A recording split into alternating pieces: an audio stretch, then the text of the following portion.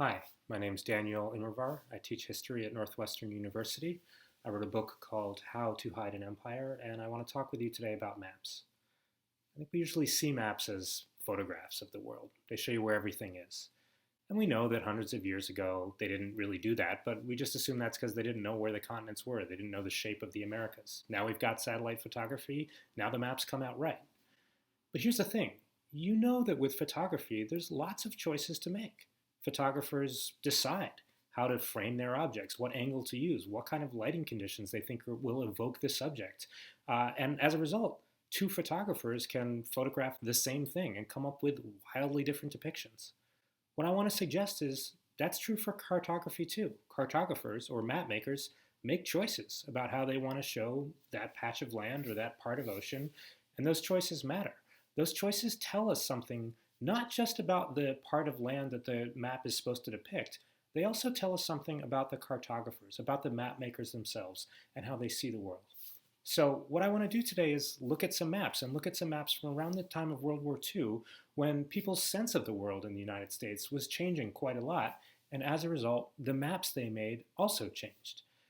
So I think the thing we have to start with is the Mercator projection, which is a really common way of taking a round Earth and representing it on the flat surface of a map. The Mercator projection was developed in the 16th century in Europe, and it corresponded to interests that people had at the time.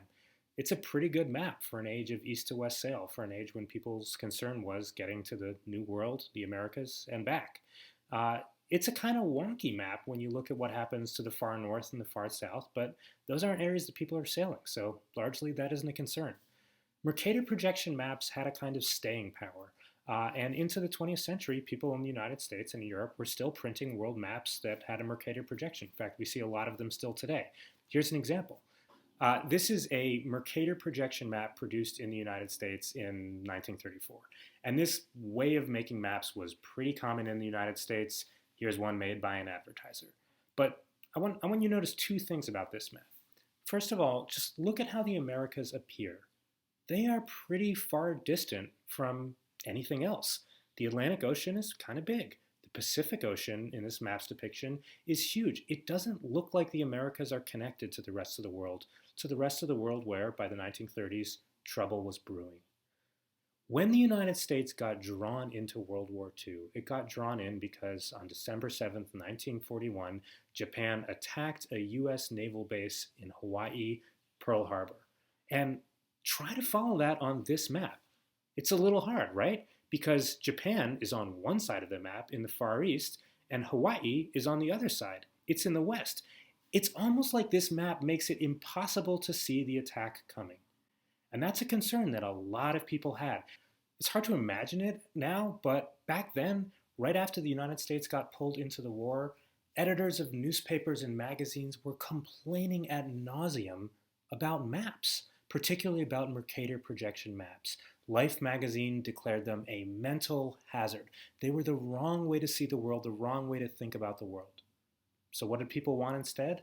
Well, this is a time of enormous enthusiasm for globes, right? Globes don't have the problem of east-west cutoffs, so globes don't make it hard to understand how Japan, for example, could attack the United States at Hawaii.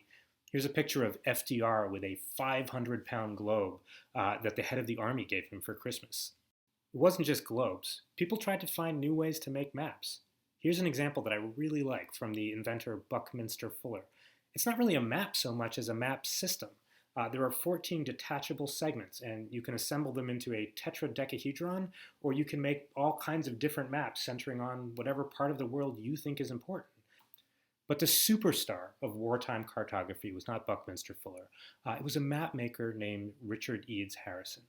World War II was Harrison's moment, and he came out with map after map showing the planet from unusual angles, trying to get people to see it differently and see its connections. Here's a map that shows you 3 different angles of approach to the United States. Here's another one that shows you how Alaska's Aleutian Islands basically function as a footpath between North America and Japan. He was often really interested in showing how the United States is connected to other parts of the world. He had one map that was the most popular of his by far. It was called One World, One War, and he did a number of iterations of it. This is what it looks like. And what you can see him doing is flattening the planet out but not in the normal way that Mercator projections do. This time it's flattened out all around the North Pole in what's called a polar azimuthal projection. When you do it that way, Harrison argued, you could see how the entire conflict pivots around the United States. This isn't a map that shows North America as isolated. This is a map that shows North America right there, huddled around the North Pole, close to Eurasia, where the bulk of the fighting is happening. If the Mercator projection is designed for an age of east-west sail, this is a map that shows you just how close North America is to Eurasia by plane. This is a map that makes it really easy to see aviation routes, and it's a radically different view of the world. This is a view of the world where Greenland isn't just some distended object up to the top. It's right in the center of global affairs. Everything turns around Greenland. If I tell you that right after the war, the United States considered trying to purchase Greenland, well, this map shows you why. The map was a huge success. The US Army ordered 18,000 copies of it, and it spoke to a new vision of the world, one in which the United States wasn't isolated, but connected, perhaps threatened by what was happening abroad. After World War II, the map got less popular, but you can still see vestiges of it. It was this vision of a connected world that inspired the United Nations to take a version of the map as its emblem.